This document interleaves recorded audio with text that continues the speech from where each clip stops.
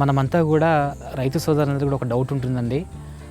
అసలు భూమి మీద ఎటువంటి ఎరువులు వేసుకోవాలి, రసాయనం లేకుండా పండించినప్పుడు ఏ ఎరువులు వేసుకోవాలనే ఒక ఆలోచనతో ఉంటారు.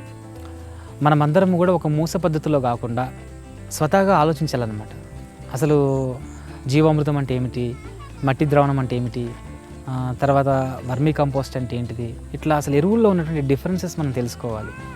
ముందుగా ప్రధానమైన అంశం ఏంటంటే, ఏ మొక్క అయినా సరే బతకడానికి దానికి తీసుకున్నటువంటి ఆహారం అంతా కూడా ఒక మొక్కకి 100 కేజీల ఆహారం అవసరం పడితే 98% లేదా 98.5% అది గాలి, నీరు, సూర్యరశ్మి నుంచే తయారు చేసుకుంటుంది. కేవలం ఒక 1.5 నుంచి 2% మాత్రమే అది భూమి నుంచి తీసుకుంటుంది అన్నమాట. ఈ 2%లో కూడా నత్రజని, భాస్వరం, పొటాషియం, కాల్షియం, మెగ్నీషియం ఇలా రకరకాల ఎరువులు తీసుకుంటూ ఉంటాయి అన్నమాట. సో దీంట్లో మనం ఏం చేయాల్సిందంటే, ఈ భూమి నుంచి తీసుకున్నటువంటి పోషకాలన్నీ కూడా భూమిలో నిక్షిప్త రూపంలో, ముడి రూపంలో ఇవి నిక్షిప్తంగా ఉన్నాయన్నమాట. ఇది తెలుసుకున్నట్లయితే ఆ నిక్షిప్త రూపంలో ఉన్నటువంటి ఎరువుల్ని మొక్కకు అనుకూలంగా మార్చి మొక్క తీసుకునే విధంగా మారిస్తే చాలు. అడవిలో సహజంగా ఈ ప్రక్రియ జరుగుతుందన్నమాట. మరి అక్కడ మనము ఏ ఎరువులు వేయట్లేదు, సేంద్రియ ఎరువులు వేయట్లేదు, రసాయన ఎరువులు వేయట్లేదు. అడవిని చూసినట్లయితే ఎప్పుడు పచ్చగా కలకల్లాడుతూ ఉంటుంది. అంటే మనిషి యొక్క ప్రమేయం కానీ, వేరే జంతువుల యొక్క ప్రమేయం కానీ లేకుండానే మొక్క ఎదుగుతుంది. సో మనం ఏం చేస్తున్నామంటే, ఇక్కడ అడవిలో ఎక్కడైతే మనము జీవామృతం చేస్తే మంచిది మొక్కకి, జీవామృతం వీలైన పక్షంలో కొన్ని చోట్ల మనకి ఏం చేయొచ్చు అంటే, అడవిలోకి వెళ్ళినట్లయితే అక్కడ రావి చెట్టు నీడలో మంచి రకం మట్టి ఉంటుందన్నమాట, సారవంతమైన మట్టి.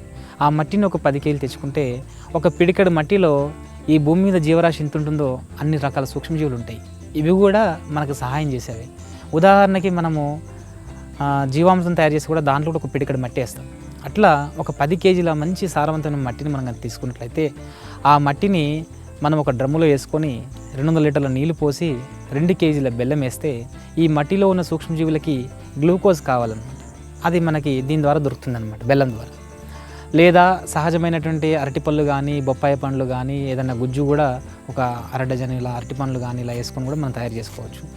దాంట్లో కొబ్బరి నీళ్ళు పులిసినవి ఒక 1/2 లీటర్ నుంచి లీటరు కొబ్బరి నీళ్ళు తీసుకొని తాజా నీళ్ళను ఒక 3 రోజులు పులియబెడితే పుల్లటి వాసన వస్తుంది. ఆ పులిసినటువంటి ద్రావణంలో మంచి బ్యాక్టీరియా తయారవుతుంది, సహజంగా ఉన్నది. అది కూడా దీంట్లో కలిపేసి 200 లీటర్ల నీళ్లు పోసి 4 to 5 డేస్ ఉంచినట్లయితే మనకు మట్టి ద్రావణం రెడీ అవుతుంది. చక్కగా నురుగు వస్తుంది, ఒక మంచి పుల్లటి వాసన వస్తుంది. దీన్ని ఒక లీటర్కి మళ్ళీ 10 లీటర్ల నీళ్ళు కలిపి స్ప్రే చేసుకోవచ్చు, లేదా మట్టి ద్వారా ఇవ్వచ్చు అనమాట. రసాయనాలు ఆపడం మన ప్రధాన ఉద్దేశం. సో ఎవరైతే కొన్ని రకాల ఎరువులు తయారు చేసుకోలేరో, ఇంకా తక్కువ ధరలో మనకు చౌకగా దొరకాలంటే ఈ మట్టి ద్రావణం తయారు చేసుకోవచ్చు. ఈ మట్టి ద్రావణం తయారు చేసుకున్న తర్వాత దీన్ని మళ్ళీ ఒక 10 లీటర్లు లాస్ట్లో ఉంచుకొని దాంట్లో మళ్ళీ నీళ్లు పోసుకొని మళ్ళీ 2 కిలోల బెల్లం వేస్తే ఇంకా కొబ్బరి నీళ్ళు వేయాల్సిన అవసరం లేదు. 2 కిలోల బెల్లం వేస్తే మళ్ళీ ద్రావణం కొత్తగా తయారవుతుంది. ఇది 15 రోజుల లోపల వాడుకోవాలి. 15 రోజుల కంటే ఎక్కువ ఉంటే దాంట్లో ఉన్నటువంటి బ్యాక్టీరియా చనిపోవడం జరుగుతుంది. అందుకని 15 డేస్కి ఒకసారి ఫ్రెష్గా కొత్తగా చేసుకుంటూ ఇది మన పొలానికి ఇవ్వచ్చు. అందరూ ఈ విధంగా మట్టి ద్రావణం చేసుకొని స్ప్రే చేసుకోవచ్చు. భూమికి ఇవ్వడం వల్ల ఈ సూక్ష్మజీవులు ఏం చేస్తాయంటే వెంటనే, ఉదాహరణకి గాలిలో నత్రజని తీసుకునే రైజోబియం బ్యాక్టీరియా, ఫాస్ఫరస్ అంటే ఇది కావాల్సినటువంటి పాస్ఫో బ్యాక్టీరియా, ఇవన్నీ భూమి లోపలికి వెళ్ళిన తర్వాత ఏమవుతాయంటే 15 అడుగుల లోతులో ఉన్నటువంటి పోషకాలని తీసుకొచ్చి మొక్కకు అనుకూలంగా అందిస్తుంది. మొక్క ఆ సూక్ష్మజీవులు బతకడానికి కావాల్సినటువంటి ఆహారాన్ని మొక్క దానికి అందిస్తుంది. ఇలా పరస్పరం ఒక చక్రం ఏర్పడుతుంది. ఎప్పుడైతే మన భూమిలో రసాయన ఎరువులు వేయమో, మనం బెల్లం కలిపిన మట్టి ద్రావణం కానీ జీవామృతం కానీ పొలంలో వేస్తామో వెంటనే వానపాములు అభివృద్ధి అవుతూ ఉంటాయి. ఎక్కడున్న వానపాములు 15 అడుగుల నుంచి 15 అడుగుల లోతు నుంచి మన భూమి పైకి వచ్చి భూమి లోపల ఉన్నటువంటి పోషకాలని తీసుకొచ్చి పైకి ఇస్తుంది. పైన మనం ఆచ్ఛాదన చేసిన గడ్డి గాదనంతా కూడా తీసుకొని వెళ్ళి కిందికి వెళ్ళి ఎరువుగా మార్చి మళ్ళీ అక్కడ నుంచి పైకి వస్తుంది. ఇది నిరంతరము ఒక ట్రాక్టర్, సాధారణ రైతులు ప్లవ్ వేస్తుంటారు అనమాట. ఒక పంట వేసిన తర్వాత ఇంకో పంటకి ప్లవ్ వేస్తారు. ప్లవ్ వేస్తే ఏమవుతుంది, భూమి తిరగబడుతుంది అనమాట. ఒక 1.5 ఫీట్ 1 ఫీట్ భూమి తిరగబడితే పంట బాగా వస్తుందని ఒక ఆలోచన. కానీ వానపాములు ఎప్పుడైతే మన పొలంలో గ్రోత్ అవుతాయో 15 అడుగుల లోతులో ఉన్న మట్టిని తీసుకొచ్చి పైకి తీసుకొస్తుంది. పైన మళ్ళీ వృధాగా ఉన్న కాష్ట పదార్థం తీసుకెళ్ళి మళ్ళీ లోపల వెళ్ళి పులింపజేసి సేంద్రియ కర్బనాన్ని పెంచుతుంది.